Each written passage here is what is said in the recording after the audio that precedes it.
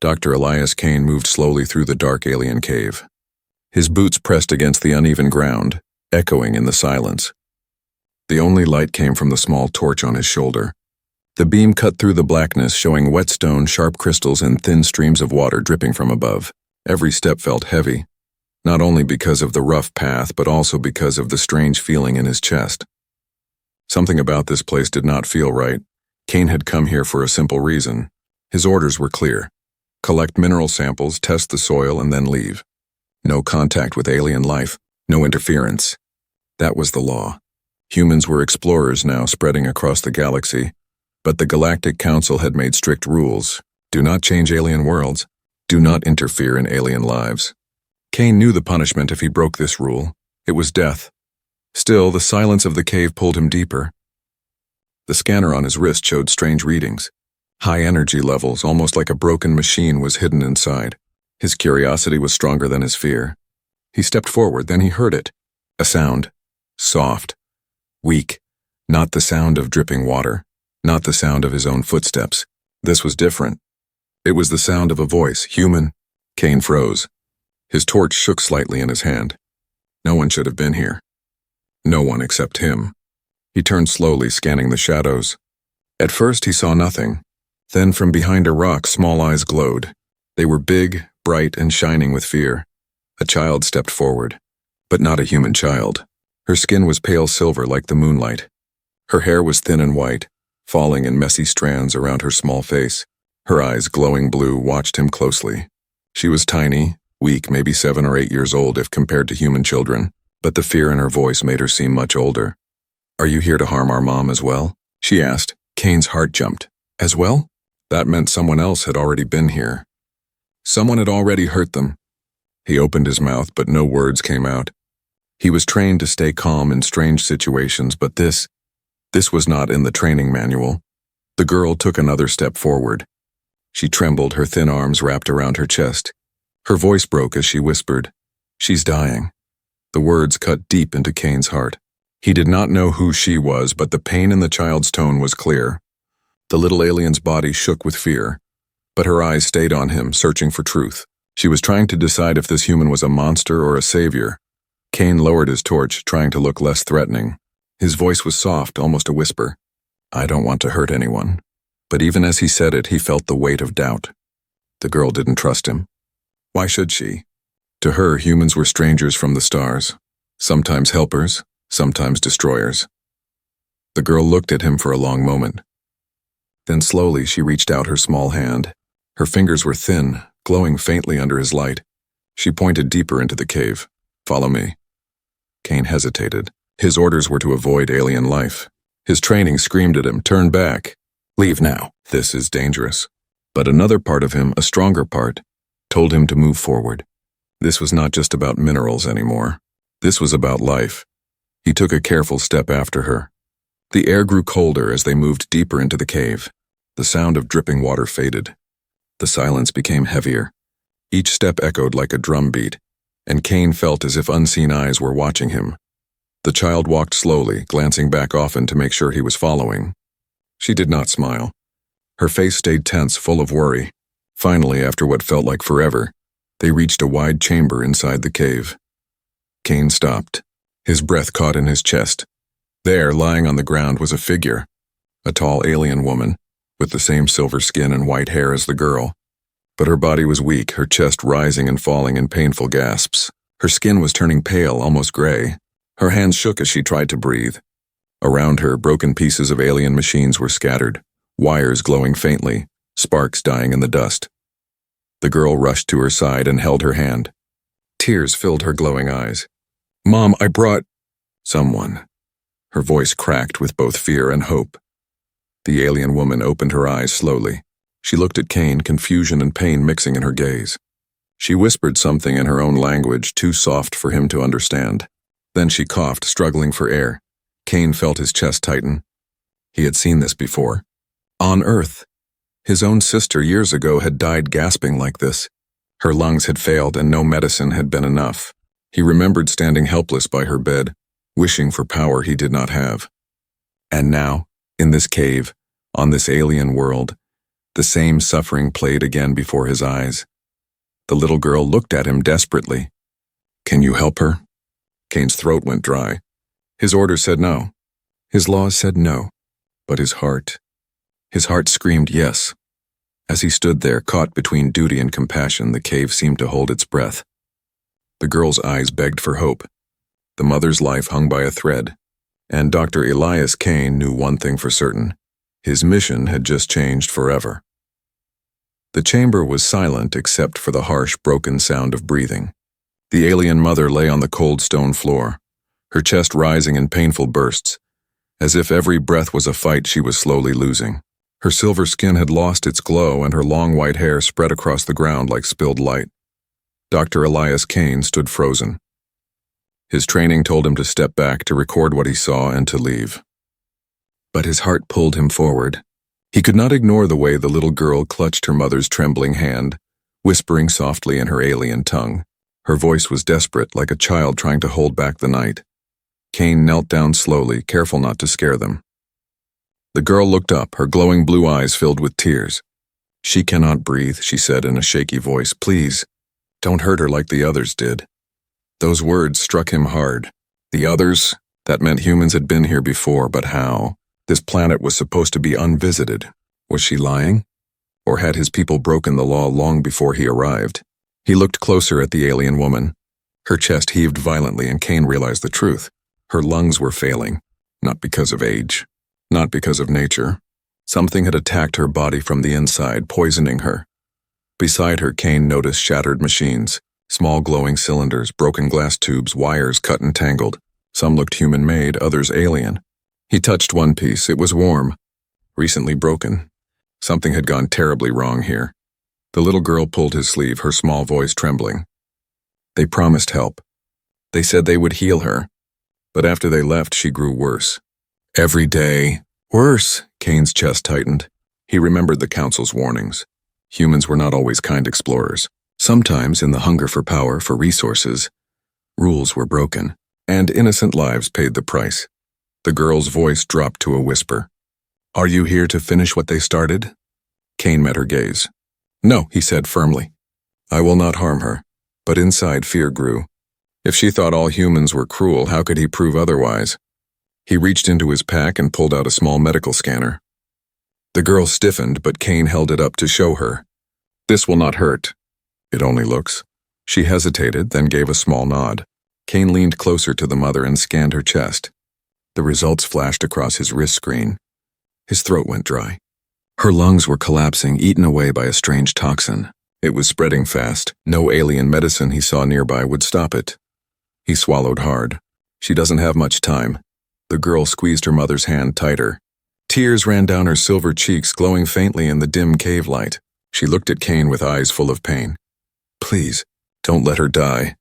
The words dragged him back to a memory he had buried deep. His sister, Anna, lying in a hospital bed on Earth. Machines around her, doctors shaking their heads. He had promised to save her, but he had been powerless.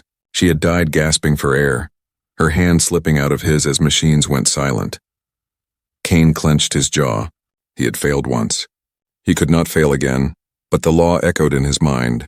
Do not alter alien life. Do not interfere. To save her would mean breaking everything he had sworn to follow. He looked at the girl again. She was just a child, alone, afraid, begging him. Could he really walk away? Could he watch another life slip away while he did nothing? The mother coughed violently, blood glistening on her lips. The sound tore through the chamber like a scream. Kane acted without thinking. He tore open his medical kit and pulled out oxygen packs. It was not enough to fix her lungs, but maybe it could buy her time. He pressed the small mask gently over her face. She flinched, her eyes opening weakly, but then air rushed into her chest. For the first time in hours, maybe days, her breathing eased slightly. Not healed, but less desperate.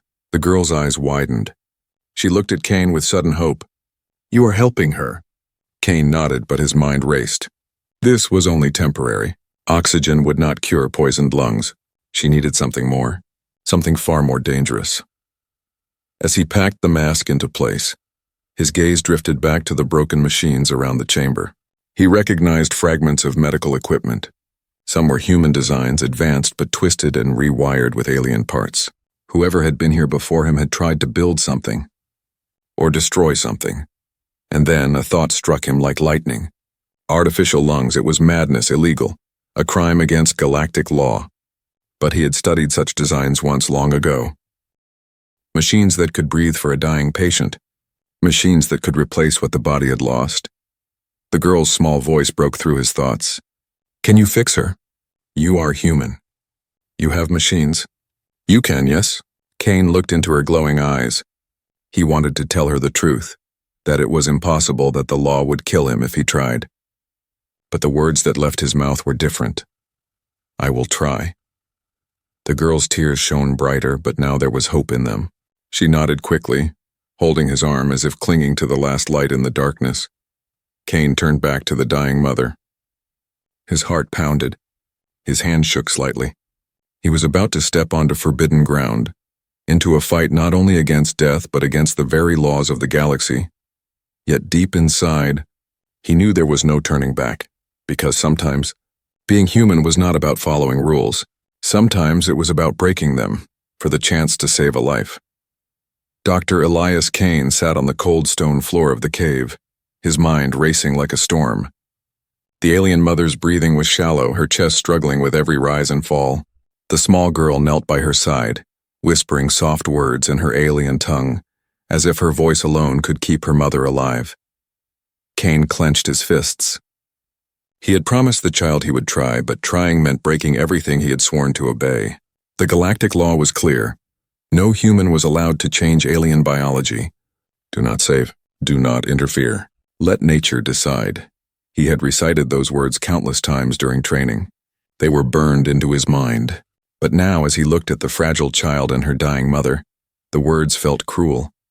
He remembered Anna again, his sister, lying pale and weak on Earth, her lungs destroyed by disease. He remembered the night she had begged him to make the pain stop.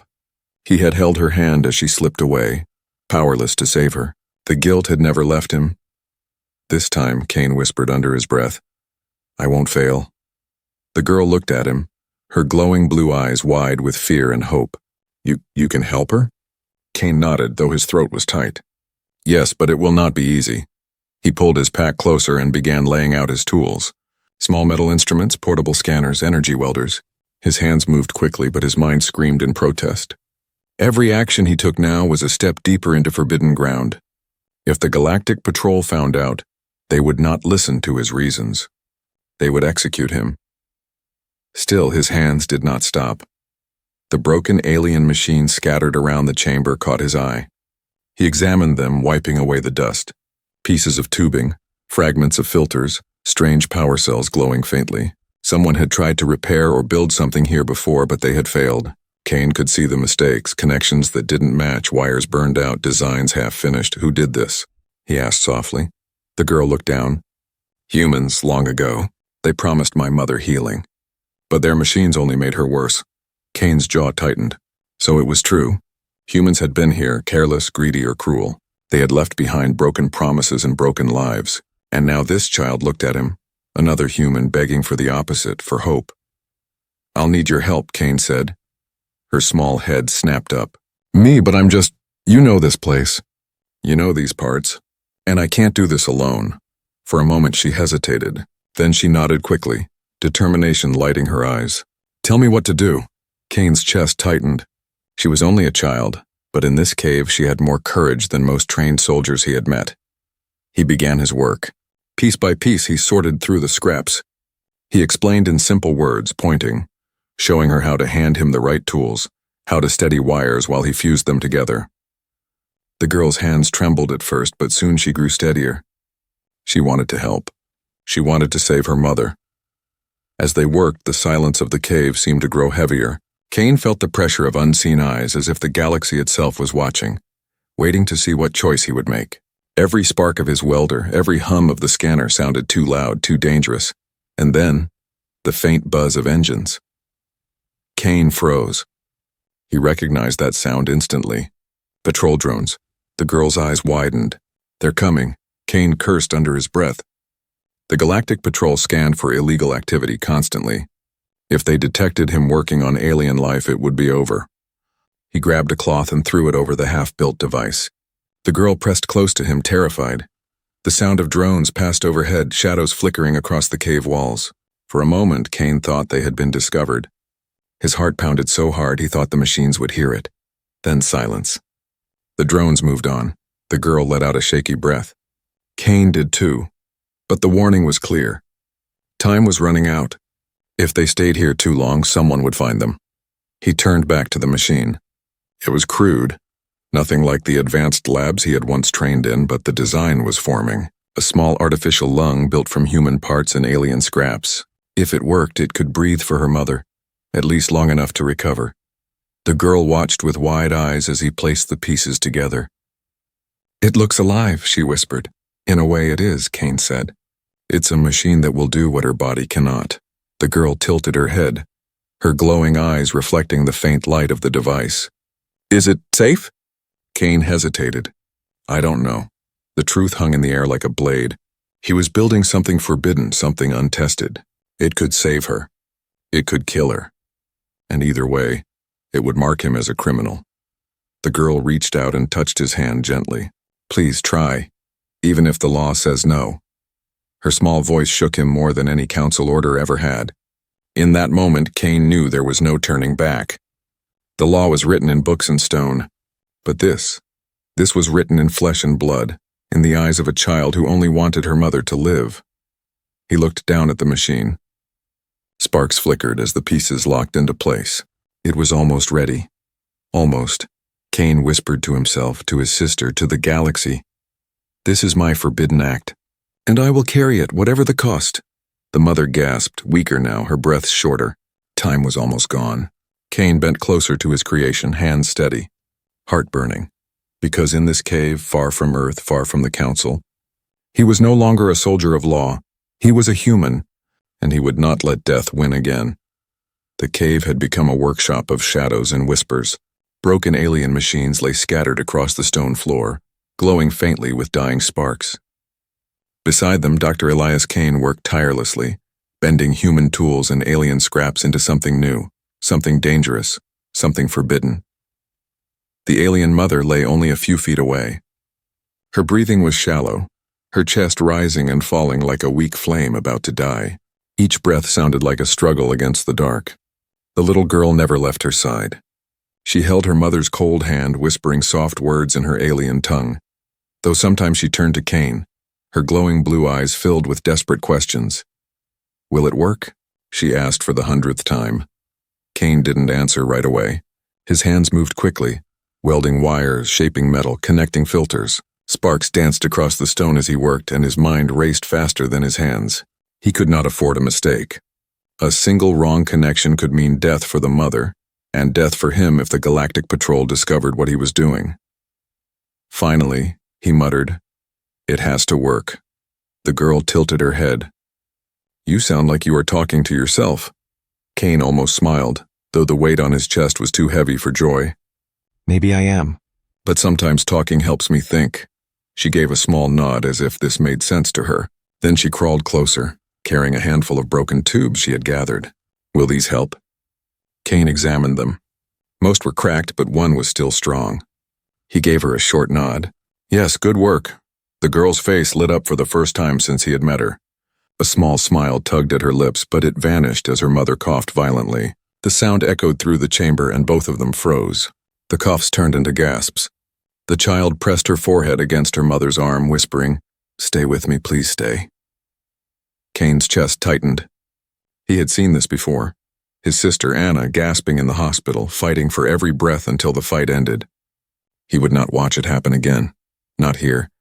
Not now. He leaned closer to the machine he was building. It was nearly complete. A small box-like device with tubing that would attach to the mother's chest. It would filter air, push oxygen, replace the work of her failing lungs. But it was fragile, unstable, a device made of two worlds forced together. And then, the sound returned, a low hum in the distance. "Patrol drones," Kane's head snapped up. The girl's eyes widened with terror. She whispered quickly, "They are near again." He grabbed a rough cloth and threw it over the machine. His heart pounded as shadows flickered across the cave ceiling. The drones passed overhead, their red sensors glowing faintly as they scanned the surface. For a long moment, Kane held his breath, praying they would not detect the heat of his tools, the sparks of his welding. The mother wheezed. The girl sobbed softly, covering her mouth to stay quiet. Then, the hum faded. The drones moved on. Kane let out a shaky breath. But he knew this was only a warning. They were close. They would return. He had little time left. He turned to the girl. Listen carefully. If they come inside, you must hide. Her eyes widened. And leave you? Yes, Kane said firmly. Hide in the rocks. Protect yourself. I will handle them. She shook her head hard. No, I will not leave you. You are the only one trying to help her. Kane stared at her. She was so small, so fragile, yet her voice carried a strength that surprised him. He sighed. Then we work faster. Together, they pressed on. The girl handed him tools and parts, her small hands moving quickly despite their shaking. Kane's mind worked like a machine itself, calculating, fixing, connecting. He ignored the pain in his back, the ache in his arms. Time did not matter. Only the mother's next breath did. Finally, after endless hours, the device was ready. Kane sat back, sweat on his forehead, his heart pounding. The machine glowed faintly, humming with unstable power. It was ugly, a patchwork of human steel and alien crystal, but it was alive. The girl's eyes widened as she looked at it. It is beautiful, she whispered. Kane almost laughed. To him it was crude, dangerous. But to her it was hope. He carried the device closer to the mother. His hands trembled. This will not be easy. If it works, she will breathe again. If it fails... He didn't finish the sentence. The girl's small voice was steady now. Then try, please, she has no other chance. Kane looked at her. So young yet so strong. Then he looked at the mother, her chest barely moving now, her skin gray. He had only minutes. He placed the device gently against her chest. The girl held her mother's hand tighter, whispering prayers. Kane took a deep breath and activated the machine. It whirred, lights flickering. Tubes hissed as air was pushed through. For a moment, nothing happened. The mother's body was still. The girl cried out, "No, no, no!" Then suddenly the woman's chest rose, slowly but stronger. Air filled her again. The machine hummed louder, stabilizing. Another breath. And another. The girl gasped, tears spilling down her face. She's breathing. She's breathing. Kane's heart leapt. Relief flooded him, but it was brief. He knew this was only the beginning. The machine was unstable, a temporary fix. And worse, the drones would not ignore strange energy readings forever. The girl hugged her mother tightly, then looked at Kane with shining eyes. You are not like the others. You are different. Kane looked at the device, then at the cave entrance. His jaw tightened. No, I am just human, and humans are not meant to play gods, but deep inside, he knew. The moment he turned that machine on, there was no going back. The law would come for him. The cave was filled with a sound that felt like a miracle. Breathing. The alien mother's chest rose and fell in rhythm with the humming machine Dr. Elias Kane had built. Each inhale was steady, each exhale soft. No longer the desperate gasps of a dying woman. Now, she breathed with the help of human hands and forbidden science. The little girl pressed her forehead against her mother's chest, tears running down her silver cheeks. She's alive, she whispered again and again as if repeating the words would make them stay true forever. Kane sat back, his shoulders heavy with exhaustion. His hands were burned from welding. His back ached from hours bent over broken metal. But for the first time in years, he felt something close to triumph. His sister had slipped away because he had no power then. But now he had saved someone. The girl looked at him with glowing eyes full of gratitude. You are not like the other humans. You are different. You are... Healer. Kane gave a weak smile. He wanted to believe her words. But deep inside, he knew the truth. He was not a healer. He was a lawbreaker. And soon the law would find him. Still, for a moment, he allowed himself to feel hope. Hours passed. The mother remained stable, though weak. Kane adjusted the machine, checking the energy cells. They would not last forever. He would need more power soon. The girl sat beside him, sometimes helping, sometimes just watching in silence. For the first time since arriving, Kane felt the cave was no longer just stone and shadows. It felt alive, warmed by hope. But then the silence was broken. Voices, faint at first, echoing down the tunnel. Not the hum of drones this time, real voices, rough and angry. Kane stiffened. He quickly covered the machine with a cloth and motioned to the girl to stay quiet. The voices grew louder. Figures appeared at the cave entrance, tall aliens, their silver skin darker, their glowing eyes filled with suspicion. They carried crude weapons, glowing blades of crystal and stone. One stepped forward, his voice sharp. "What is this? A human?" The girl leapt to her feet. He saved her. He is not like the others, but the alien leader cut her off. "Do not be fooled. Humans came before. They promised healing. They brought poison instead. Look at our world." He pointed to the cracked cave walls, the broken machines, the poisoned dust. He is the same. Kane raised his hand slowly, showing he carried no weapon. "I came to take minerals. I never meant to interfere. But your mother..." He nodded at the dying woman. "She would not have survived without help." The aliens murmured angrily among themselves. One spit on the ground. Another raised his blade. "Your help is death. You finish what your kind started." The girl ran in front of Kane, her arms spread wide. Her small voice shook, but her words cut through the cave like a blade. "No, he saved her. He is the reason she breathes now. If not for him, she would already be gone." The aliens hesitated. Their glowing eyes flicked to the mother. Her chest rose and fell steadily, the machine hidden beneath the cloth humming faintly. Proof of his work. The leader's voice hardened. "What has he done to her? What is that sound?" Kane's stomach tightened. If they discovered the device, they would see the truth, that he had broken the law of the galaxy and their world. To them, it would not look like healing. It would look like violation. The girl trembled but stood firm. He gave her life, but her words were not enough. The leader turned to one of his men. "Report this.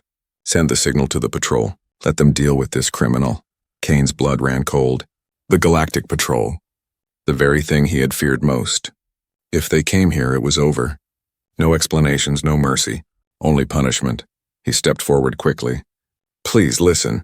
I know humans hurt your people before, but I am not them. I only wanted to..." The alien shoved him back with the flat of his blade. "Silence. You dare touch our sick, build your strange machine, and then claim you are innocent?" The others shouted in agreement. Their anger filled the chamber, drowning out the soft hum of the machine and the steady breathing of the mother. Kane's heart pounded. The fragile hope of the last hours cracked like glass. He saw it in the girl's face, too. Her tears returned, but this time not from relief. This time from fear. She clutched Kane's arm desperately. "Please don't take him. He's not like them." "He's good." The alien leader sneered. "Good? There is no good in humans. The patrol will judge him." The words fell like a sentence of death. The girl turned to Kane, her eyes glowing brighter through her tears. "You promised to try. You cannot leave her now." Kane looked at her, at the mother, at the machine he had built with his own hands. His heart burned with anger. He had risked everything to save a life, and now they called it a crime. He spoke slowly, his voice steady. "I will not run," the leader smirked. "You will not have the chance. The patrol will come soon." As the aliens dragged Kane toward the cave entrance, the little girl screamed and tried to hold on to him. But she was too small, too weak. Her hand slipped away as they pulled him forward. Kane looked back one last time. At the mother breathing, at the child crying, at the machine humming in defiance of law. Hope had come alive in this cave. But now betrayal walked in with heavy steps. The air outside the cave was sharp and cold. Dr. Elias Kane was dragged across the rough ground, his wrists bound with glowing crystal cords. Behind him, the little alien girl cried out, fighting to reach him, but the guards held her back. "Please," she screamed. "Don't hurt him." "He saved her." The alien leader ignored her, his steps firm, his voice harsh. "The patrol will decide his fate. The law is clear." Kane stumbled as the cords burned against his skin. His heart raced, but not from fear for himself. His eyes kept drifting back toward the cave, toward the faint glow of the machine he had built. The mother was alive, for now. But if they shut down the device, if they destroyed it, she would fall back into the arms of death. He could not let that happen. The aliens led him out into a wide clearing where the ground glowed faintly with veins of crystal. The sky above was dark, filled with swirling clouds. And then he saw them, descending from the clouds like silver blades, patrol ships, sleek, cold, and merciless. They hovered above the ground, their engines a low hum that made the stones tremble. Doors opened and armored figures stepped out. The Galactic Patrol. Their armor gleamed like mirrors, their faces hidden behind black visors. The leader of the aliens stepped forward and bowed his head. We have captured the human criminal. He interfered with our dying one. He built strange machines. He broke your law. The patrol captain stepped closer, his voice calm but sharp like a knife. Is this true? The alien leader pulled the cloth from Kane's machine and revealed it. The hum of its power filled the clearing, and the sound of steady breathing echoed faintly from within the cave. The captain's head tilted slightly. A forbidden device. The other patrol soldiers raised their weapons at once, the red glow of their rifles aimed at Kane. The captain spoke again. You know the law, human. Interfering with alien life is the greatest crime. The penalty is death. The words rang out like thunder. The little girl broke free from the guards and ran to Kane, throwing herself at his side. No, he saved her. Without him, she would be gone. The captain looked down at her. His visor reflected her small, glowing eyes. Child, the law is not about kindness. It is about balance. If humans play gods, then chaos spreads. Kane's jaw tightened. He stood straighter despite the cords. And if the law lets innocent people die? What balance is that? The patrol captain turned to him. It is not your decision to make. The girl clung to Kane's arm, trembling. Please don't take him. The captain ignored her. He raised his hand and the soldiers moved closer, their weapons aimed directly at Kane's chest. Kane's mind raced. He thought of Anna again, her dying breaths, his helplessness. He thought of the mother in the cave, alive because of him. He thought of the girl's eyes glowing with hope she had nearly lost. He could not give up. Not now, he shouted, his voice echoing across the clearing. Give me one chance. Let me finish. If the machine fails, then kill me. But if it works, if she lives, then let that be my judgment, the aliens murmured in shock. The girl looked up at him, her tears shining like light. The captain was silent for a long moment. Then slowly he lowered his hand. The soldiers froze in place. You wish to place your life in the balance of your creation? The captain asked. Kane nodded. Yes. The captain's visor reflected the dying mother in the cave. Finally, he spoke. Very well. You will have your trial of choice. Save her life before our eyes, or lose your own. They returned to the cave. The patrol soldiers stood in a circle, their weapons ready, their eyes hidden. The alien villagers crowded at the edges, watching silently. The mother lay weak, her breathing uneven. The machine Kane had built was flickering, its power cells almost drained. Kane rushed forward, his bound hands struggling against the cords. I need my tools, he said, the captain gestured. The cords dissolved, but the weapons remained aimed at him. Do what you must. But know this, one failure and it ends. Kane's heart pounded as he grabbed his tools and opened the machine. Sparks flew as he worked, his hands moving with desperate speed. The girl knelt beside him, whispering encouragement. You can do it. You saved her once. You can save her again. But the machine was unstable.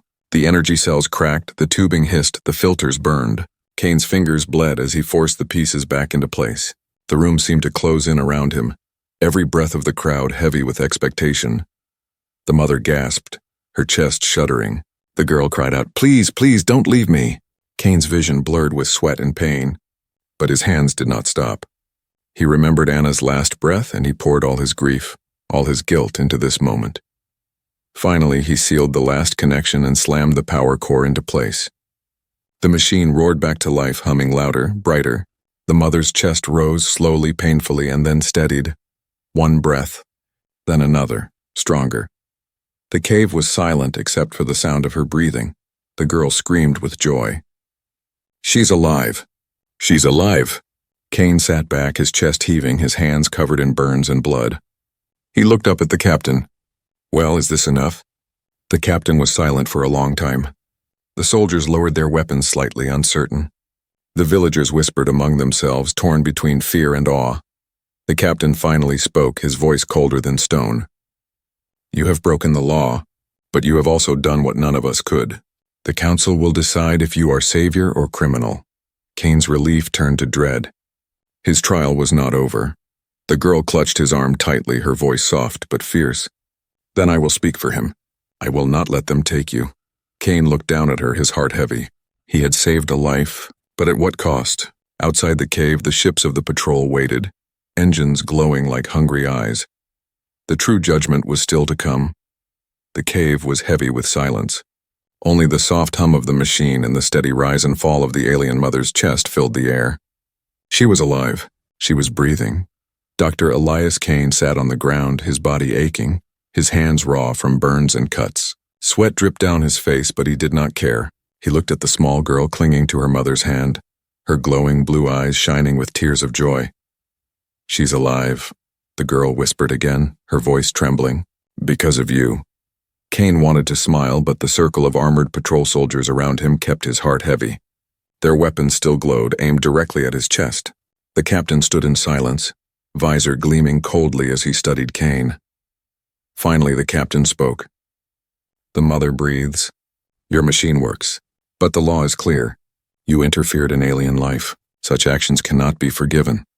The words struck Kane like a blade. His chest tightened, but before he could speak, the girl leapt to her feet and stood between him and the soldiers. "No," she cried. "He is not a criminal. He is a healer. Without him, my mother would be dead. You would let her die for your law? What kind of law is that?" The villagers murmured, their glowing eyes flickering with unease. Some nodded in agreement, others shook their heads in fear. The law had never been questioned before. The captain raised his hand. "Child, step aside," but she stood taller, her small frame trembling yet unyielding. "If you take him, you must take me too." "Because I will not leave him." Kane's throat tightened. He reached out and placed a hand gently on her shoulder. "No, don't do this. I can face what comes." But she shook her head fiercely, tears streaming down her cheeks. "You saved her. You saved me. I will not let them kill you." The mother stirred then, her weak voice rising for the first time. The sound was soft, broken, but clear. "He gave me life." The patrol soldiers stiffened. The villagers gasped. The mother opened her glowing eyes, weak but alive, and looked directly at Kane. "This human is no enemy. He is light in the dark."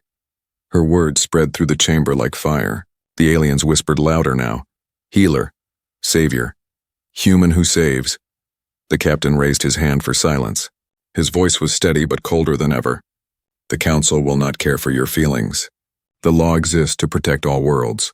If one man breaks it, others will follow. If he is forgiven, humans will believe they may change life wherever they go." He stepped closer, visor inches from Kane's face. "So tell me, human, why should you be spared?" Kane looked into the black reflection of his own face in the visor. He was exhausted, broken, and afraid, but in that moment he felt something stronger than fear. He straightened his back and spoke clearly. "Because life matters more than law. You say humans are dangerous, that we destroy. Maybe you are right. But today I saved someone, not because it was allowed, not because it was easy, but because it was the right thing to do. If that makes me a criminal, then so be it." The words hung in the air like thunder. The villagers murmured, their voices rising in agreement. The girl's small hand squeezed his tightly. Even the mother's faint smile seemed to carry weight. The captain stood still. The soldiers hesitated, their weapons lowering slightly. For the first time, the perfect circle of law wavered. At last, the captain spoke. His voice was slower now, almost thoughtful. "You have broken the greatest rule, but you have also reminded us of something we often forget." He looked at the villagers, then at the girl, then at Kane. "The law exists to protect life, and yet in following it too strictly, we may sometimes let life slip away. Perhaps there is room for choice." The soldiers shifted uneasily, but none raised their weapons again. The captain turned back to Kane. "The council will hear of this. Some will call for your death. Others will see you as a savior. What happens next is beyond me." He paused. "But for now, you live." The girl let out a cry of joy and threw her arms around Kane, clinging to him tightly. Kane closed his eyes for a moment, relief washing over him. He had survived, for now, but he knew this was only the beginning. The council would not forget. The galaxy would not forgive easily. His act of compassion had lit a spark, one that could spread hope or chaos. The mother's weak voice rose again. "Human, thank you." Kane bowed his head. "Rest. You will need your strength."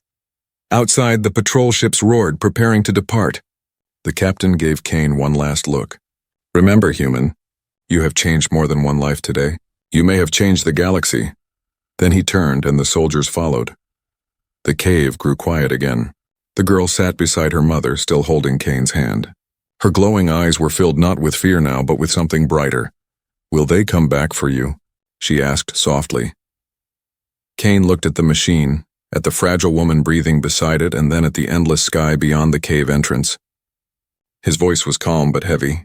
"Yes, one day they will. But until then, we have life. And that is enough."